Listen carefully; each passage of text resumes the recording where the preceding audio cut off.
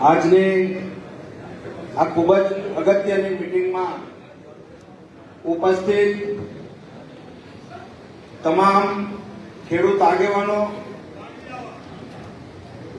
ભાઈઓ, વડીલો અને યુવાન મિત્રો, આજે જે બે મુદ્દાને લઈને અહીંયા આપણે સૌ ચિંતા વ્યક્ત કરવા માટે ઉપસ્થિત થયા છીએ, આ બંને મુદ્દા ખેડૂતો માટે અતિ મહત્વના છે.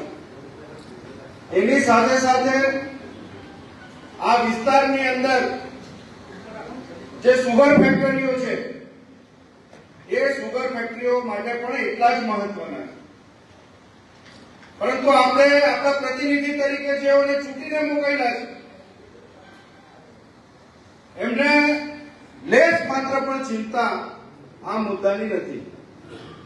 કારણ કે આ તમામ જે મિત્રો છે એ તમામ મિત્રો રાજકીય રીતે રંગાયેલા છે.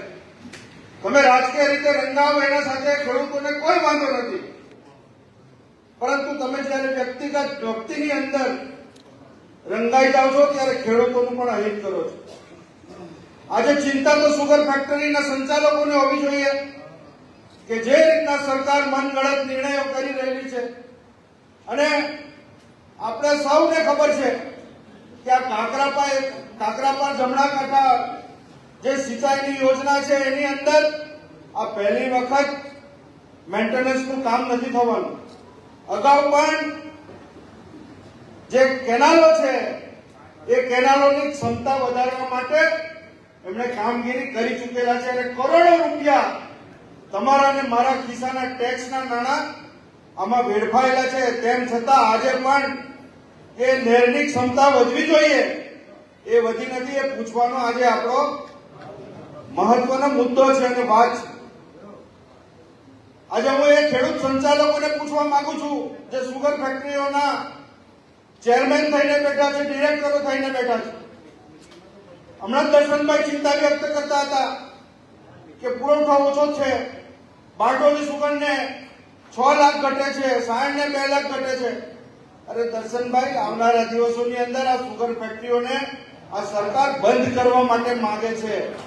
4 સુગર ફેક્ટરીઓ આઈપીએલ ને આપી દેવામાં આવેલી છે, અને જે અત્યારે ખૂબ સરસ રીતે ચાલી રહેલી છે એવી સુગર ફેક્ટરીઓને કઈ રીતે ધીરે ધીરે માંદી કરવી અને એને પણ ખાનગી હાથોની અંદર કેવી રીતના મોકલી આપવી એની પેરવી આ સરકાર કરી રહેલી છે. ત્યારે ખેડૂતો તો જાગશે નહીં તો જે સ્થિતિ જીનોની ઉભી થઈ છે એ જ સ્થિતિ સુગર ફેક્ટરીઓની પણ થવાની છે. આ ખેડૂતોના ખભે પગ મૂકીને જે સંચાલકો સુગર ફેક્ટરીનું સંચાલન કરે છે એ મિત્રો સરકારના ચરણે નહીં પણ સી.આર. પાટીલ જે માજી બુટલેગર છે એના પદોની અંદર ચૂંટણીએ પડી ગયો અને એનું સંચાલન સી.આર. પાટીલ કરે. સી.આર. પાટીલ મેન્ડેટ આપે અને ખેડૂતોનો પ્રતિનિધિ આપણે ચૂંટીને ભાજપનો મોકલવાનો. અરે પણ એની અંદર કોઈ ગતાગમ તો હોવી જોઈએ. સહકારી સંસ્થા સહકારની ભાવનાથી ચાલે, એમાં કોઈ રાજકીય આડાવાળા આવતા નથી. અને એવા લોકોને તમે ચૂંટીને મોકલો કે જે સંસ્થા માંદી પડે, બંધ થઈ જાય, એની સરકારને પણ કોઈ ચિંતા નથી.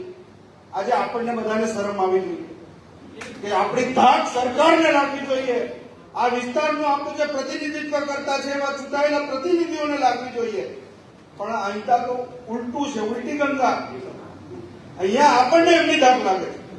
એની પાછળનું જો કોઈ કારણ હોય તો એ માત્ર ને માત્ર આપણી જે યુનિટી હોવી જોઈએ, આપણી જે મક્કમ વાત હોવી જોઈએ, એ મક્કમ વાતમાં આપણે એક રહેતા નથી. અને ક્યાંક ને ક્યાંક આપણે પણ રાજકીય રીતે કોઈક ને કોઈક દબાવની અંદર, શરમની અંદર આવી જઈને આપણા પોતાની આવનારી ભવિષ્ય પેઢીનું આપણે અહિત કરી રહ્યા છીએ.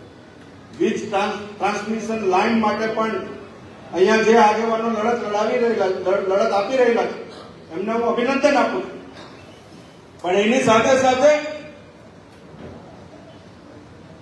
જમીન સંપાદન અધિનિયમ 2013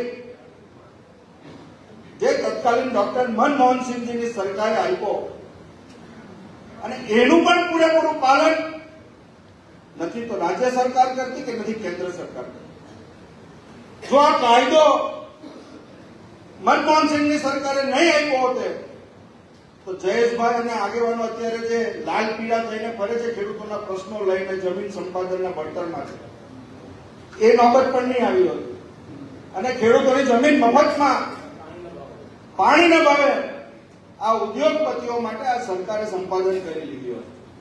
આજે થોડા કાયદાકીય રીતે જો સશક્ત આપણે બન્યા છે તો એની પાછળનો આ કાયદો છે.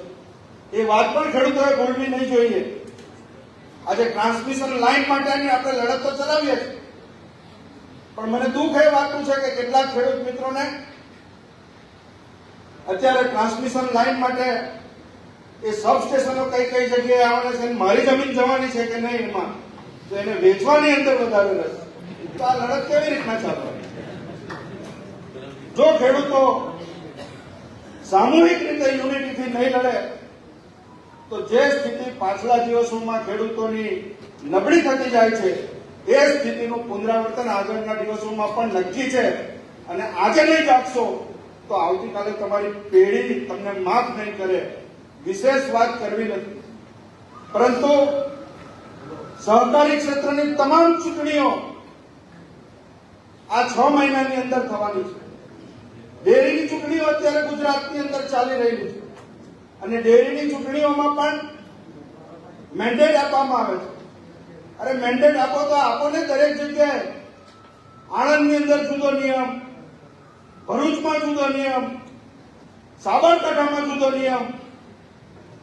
આ માત્ર ખેડૂત સમાજને, ખેડૂતોને અને સહકારી ક્ષેત્રને તોડવા માટે અને માત્ર એમના ચમચાઓને સંચાલક મંડળ ઉપર બેસાડવા માટેની આજે પેરવી છે એ આવનારા દિવસોમાં સહકારી ક્ષેત્ર માટે અને ખેડૂતો માટે ખૂબ ઘાતક સાબિત થવાની છે. ત્યારે આપણે કોઈ પણ રાજકીય પાર્ટીને જોયા વગર આવનારા દિવસોમાં ખેડૂતોનું પ્રતિનિધિત્વ કે જે ખેડૂતોનો અવાજ ઉઠાવે, ખેડૂતોની ચિંતા કરે, ખેડૂતોની લાગણી હોય અને થોડી ઘણી કોઠાસૂઝ અને સૂઝબૂઝવાળા સંચાલકો ચૂંટાઈને જાય, જો એ દિશાની અંદર કામ નહીં કરીશું તો આવતીકાલે આપણો આ સહકારી સંસ્થાઓનો મૃત્યુદંડ નિશ્ચિત છે. અને આઈપીએલ અને બીજી અન્ય ખાનગી સંસ્થાઓ આ તમામ સુગર ફેક્ટરીઓ લઈ લેવા માટે અત્યારે લાઈનમાં છે અને અમિત શાહ એનું સંચાલન જોરદાર રીતે કરી રહેલા છે. અને એ ષડયંત્રનો આપણે આવતીકાલે ભોગ ન બનીએ એના માટે ચિંતન, મનન, મંથન કરીએ તો જ હું માનું છું કે આજની મીટિંગ આપણી સાર્થક થયેલી ગણાશે. આપ સૌએ મને અહીંયા શાંતિથી સાંભળ્યો, આયોજકોએ મને અહીંયા બોલાવી અને મારું સન્માન કર્યું, મને બોલવાની તક આપી, મારો એ માટે હૃદયપૂર્વક એમનો આભાર વ્યક્ત કરીને વિરમું છું. જય હિન્દ, જય ભારત, જય ભારત.